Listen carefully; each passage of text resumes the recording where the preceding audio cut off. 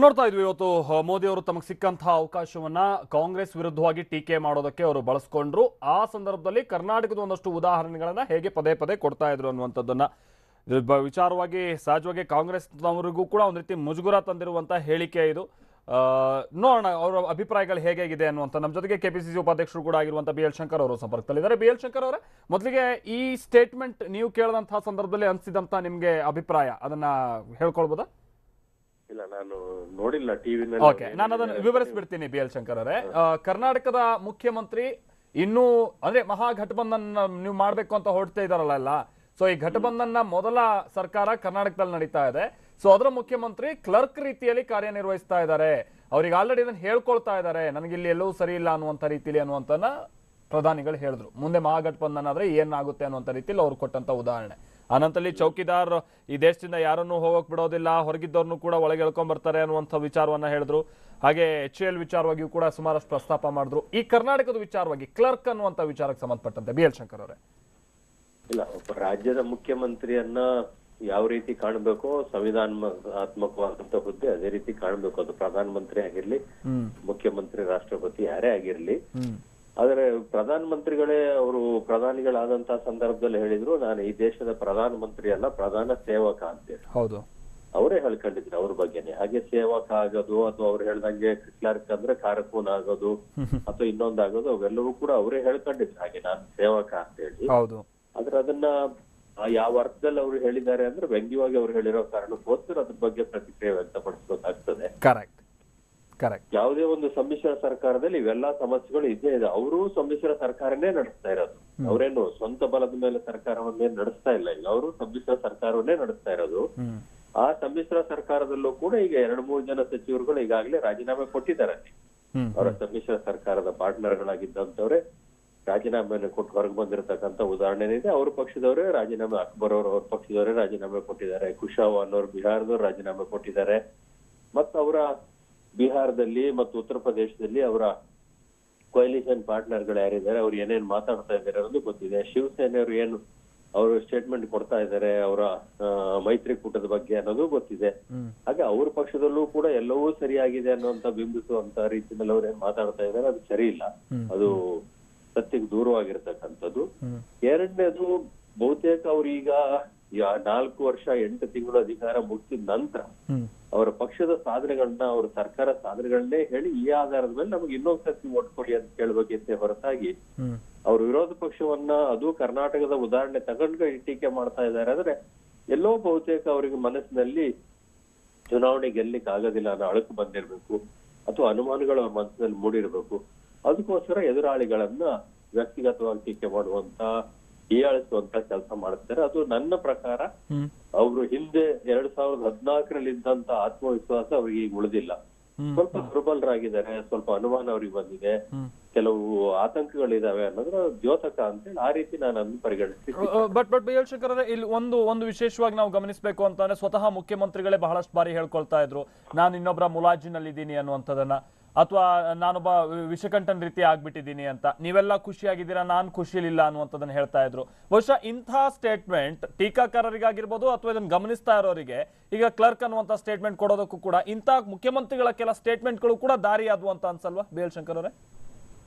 ಇಲ್ಲ, ಮುಖ್ಯಮಂತ್ರಿಗಳು ಕುಮಾರಸ್ವಾಮಿ ಸ್ವಲ್ಪ ಭಾವುಕನಾದಂತ ಮನುಷ್ಯ, ಎಮೋಷನಲ್ ಮನುಷ್ಯ. ಹಾಗಾಗಿ ಸಾರ್ವಜನಿಕವಾಗಿ ಕೆಲವು ಸರ್ತಿ ಈ ರೀತಿ ಮಾತುಗಳನ್ನ ಅವ್ರು ಆಡಿರ್ತಕ್ಕಂಥ ನಿಜ.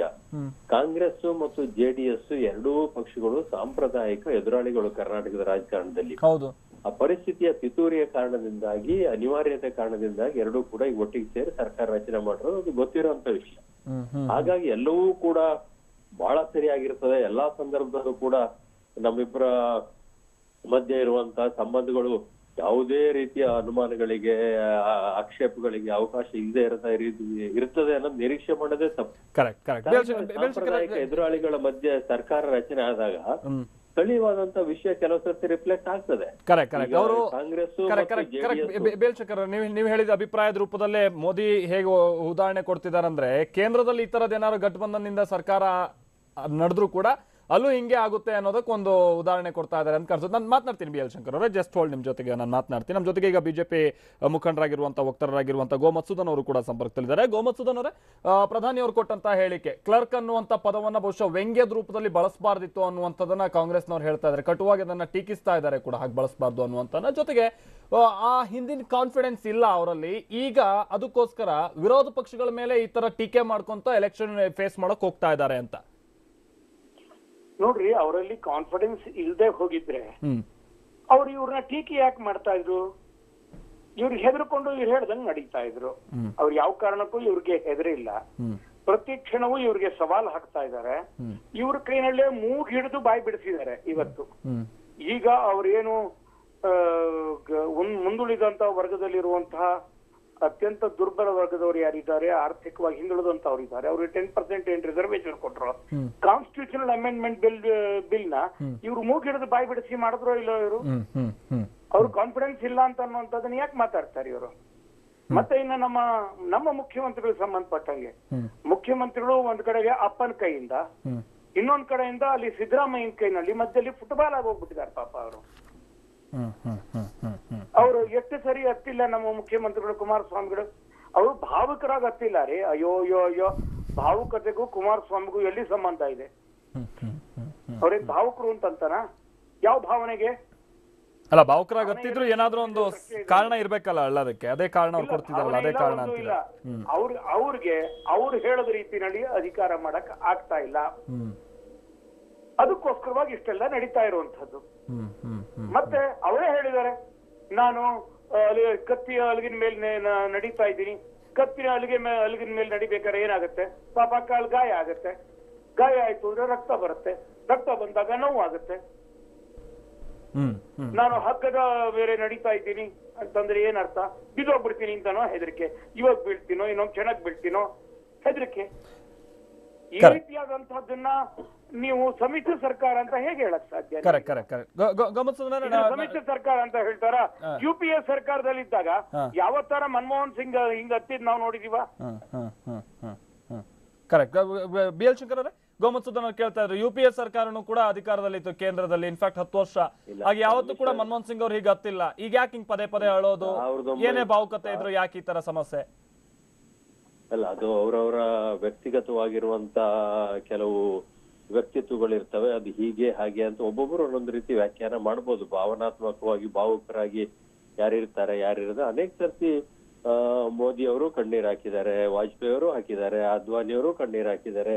ಹಾಗಾಗಿ ಭಾವನೆ ಅನ್ನೋದು ಪ್ರತಿಯೊಬ್ಬ ಮನುಷ್ಯನಲ್ಲಿ ಇರ್ಲೇಬೇಕಾಗ್ತದೆ, ಭಾವುಕತನ ಇರ್ಲೇಬೇಕಾಗ್ತದೆ. ಇಲ್ದಿರ ಅವ್ರ ಮನುಷ್ಯ ಅಂತ ಹೇಳಕ್ ಆಗೋದಿಲ್ಲ. ಸರ್ಕಾರ ನಡೆಸೋದಕ್ಕೆ ಆಗೋದಿಲ್ಲ ಅನ್ನೋ ಲೆಕ್ಕದಲ್ಲಿ ಕಣ್ಣೀರ್ ಹಾಕೋದು ಅಂದ್ರೆ BL ಶಂಕರ್ ಅವರು ಅನೇಕ ಸಂದರ್ಭಗಳಲ್ಲಿ ಕೆಲವು ಸರ್ತಿ ಬಹುತೇಕ ಅವ್ರು ಮಾತಾಡಿರೋದು ಕೂಡ ಅವರ ಪಕ್ಷದ ವೇದಿಕೆಯಲ್ಲಿ ಮಾತಾಡಿದ್ದಾರೆ ಹೊರತಾಗಿ ಬಹುತೇಕ ಬೇರೆ ಸಂದರ್ಭದಲ್ಲಿ ಮಾತಾಡಿಲ್ಲ. ಅವ್ರ ಪಕ್ಷದ ಕಾರ್ಯಕರ್ತರಿಗೆ ಸಮಾಧಾನ ಮಾಡೋಕ್ಕೋಸ್ಕರ ಕೆಲವು ಸರ್ತಿ ಆ ರೀತಿ ನಡೆಸ್ಕೊಂಡಿರ್ಬೋದು. ಅದೇನೇ ಇರ್ಲಿ, ಆದ್ರೆ ಮಾನ್ಯ ಪ್ರಧಾನಮಂತ್ರಿಗಳು ಧೈರ್ಯವಾಗಿದ್ದಾರೆ, ಸಮರ್ಥವಾಗಿ ಇವ್ರನ್ನೆಲ್ಲ ಎದುರಿಸ್ತಾ ಇದ್ದಾರೆ ಅಂತ ಗೋ ಮಧುಸೂದನ್ ಅವರು ಹೇಳಿದ್ರು. ಅವ್ರು ಬಹಳ ಧೈರ್ಯವಾಗಿದ್ದಾರೆ, ಧೈರ್ಯಶಾಲಿಗಳು, ಬಹಳ ಗಟ್ಟಿಯಾಗಿ ಮಾತಾಡ್ತಾರೆ, ಬಹಳ ದೊಡ್ಡ ಧ್ವನಿಯಲ್ಲಿ ಮಾತಾಡ್ತಾರೆ ಅನ್ನೋದೇ ಅವ್ರ ಬಗ್ಗೆ ಇರುವಂತ ವ್ಯಕ್ತಿ ಚಿತ್ರ. ಆದ್ರೆ ಪಂಚರಾಜ್ಯಗಳ ಚುನಾವಣೆ ಫಲಿತಾಂಶ ಇತ್ತೀಚೆಗೆ ಬಂದ ನಂತರ ಅವರು ಅನೇಕ ಅವರ ಮಾತಿನ ದಾಟಿನಲ್ಲಿ, ಅವರ ಹೇಳಿಕೆಗಳ ದಾಟಿನಲ್ಲಿ ಬಹಳ ವ್ಯತ್ಯಾಸಗಳಾಗಿದ್ದಾವೆ. ಈ 10% ರಿಸರ್ವೇಶನ್ ಕೊಟ್ಟಿರುವಂತ ವಿಚಾರ ಹೇಳಿದ್ರು. ಇದರಲ್ಲಿ ಎಲ್ಲಾ ಪಕ್ಷಗಳು ಕೂಡ ಬೆಂಬಲ ಕೊಟ್ಟಿದ್ದಾವೆ. RJD ಒಂದು ಪಕ್ಷವನ್ನು ಬಿಟ್ರೆ ಕಮ್ಯುನಿಸ್ಟರು ಸೇರಿದಾಗ ಎಲ್ಲಾ ಪಕ್ಷಗಳು ಕೂಡ ಬೆಂಬಲ ಕೊಟ್ಟಿದ್ದಾರೆ. ಸಾಮಾಜಿಕವಾಗಿ ಆರ್ಥಿಕವಾಗಿ ದುರ್ಬಲರಾಗಿರುವಂತವರಿಗೆ ಸಾಮಾಜಿಕ ನ್ಯಾಯ ಕೊಡಬೇಕು ಅನ್ನೋದು ಸಂವಿಧಾನದಲ್ಲಿ ಇರುವಂತ ಅಂಶ. ಹಾಗೆ ಅದ್ರಲ್ಲೇನು ಒಬ್ಬರಿಗೆ ಹೆಗಳಿಕೆ ಹೋಗ್ತಾ ಅದನ್ನ ತಂದ್ರು. ಅದನ್ನ 5 ವರ್ಷ ಬಂದು ಶುರುವಿನಲ್ಲೇ ತಂದಿದ್ರೆ ಇಷ್ಟೊತ್ತಿಗೆ ಅದರ ಫಲ ಬಹಳಷ್ಟು ಜನಕ್ಕೆ ಫಲಾನುಭವಿಗಳು ಆಗ್ತಾ ಇದ್ರು. ಆದ್ರೆ ಕೊನೆ ಕ್ಷಣದಲ್ಲಿ ತಂದಿದ್ದಾರೆ. ತರಾತುರಿನಲ್ಲಿ ಇವೆಲ್ಲ ತರ್ತಾ ಇರೋದ್ರ ಉದ್ದೇಶಗಳು ಅರ್ಥ ಆಗ್ತದೆ ಜನಗಳಿಗೆ, ಅದು ಬೇರೆ ವಿಷಯ. ಅದ್ರ ಉದ್ದೇಶ ಏನೇ ಇದ್ರು ಕೂಡ ಅದನ್ನ ಕಾನೂನು ಆಗ್ಬೇಕು ಅನ್ನೋ ವಿಚಾರದಲ್ಲಿ ಎಲ್ಲರ ಸಮ್ಮತಿ ಇದೆ. ಅದು ಏನೇ ಇದ್ರು ಬಿಡಿ, ತೊಂದ್ರೆ ಇಲ್ಲ. ಚುನಾವಣೆ ವರ್ಷ ಆಗಿದೆ, 3-4 ತಿಂಗಳು ಚುನಾವಣೆಗೆ ಉಳಿದಿದೆ. ಈ ರೀತಿ ಇನ್ನೂ ಹಲವು ಮಾತುಗಳು ಬರ್ತವೆ, ಪ್ರಧಾನಮಂತ್ರಿಗಳಿಂದಲೂ ಬರ್ತವೆ, ಅವರ ರಾಜಕೀಯ ವಿರೋಧಿಗಳಿಂದಲೂ ಬರ್ತವೆ. ಇಂಥವು ಸಹಜ, ಇದೇನ್ ಬಹಳ ವಿಶೇಷ ಅನ್ಸೋದಿಲ್ಲ. ಮತ್ ನಾನು ಇನ್ನೊಂದ್ಸರ್ತಿ ಸ್ಪಷ್ಟಪಡಿಸ್ಲಿಕ್ಕೆ ಬಯಸ್ತೇನೆ, ಜನತಾದಳ ಮತ್ತು ಕಾಂಗ್ರೆಸ್ ವಿಧಾನಸಭಾ ಚುನಾವಣೆಯ ಫಲಿತಾಂಶದ ಕಾರಣದಿಂದಾಗಿ ಪರಿಸ್ಥಿತಿಯ ಪಿತೂರಿಯ ಕಾರಣದಿಂದಾಗಿ ಒಂದು ಸರ್ಕಾರದ ಭಾಗವಾಗಿರೋದೇ ಹೊರತಾಗಿ ಇಲ್ಲದೆ ಆದ್ರೆ ಅವರು ಸಾಂಪ್ರದಾಯಿಕ ಎದುರಾಳಿಗಳು ಒಂದು 6-7 ಜಿಲ್ಲೆಗಳಲ್ಲಿ ಅವರೇ ಸಾಂಪ್ರದಾಯಿಕ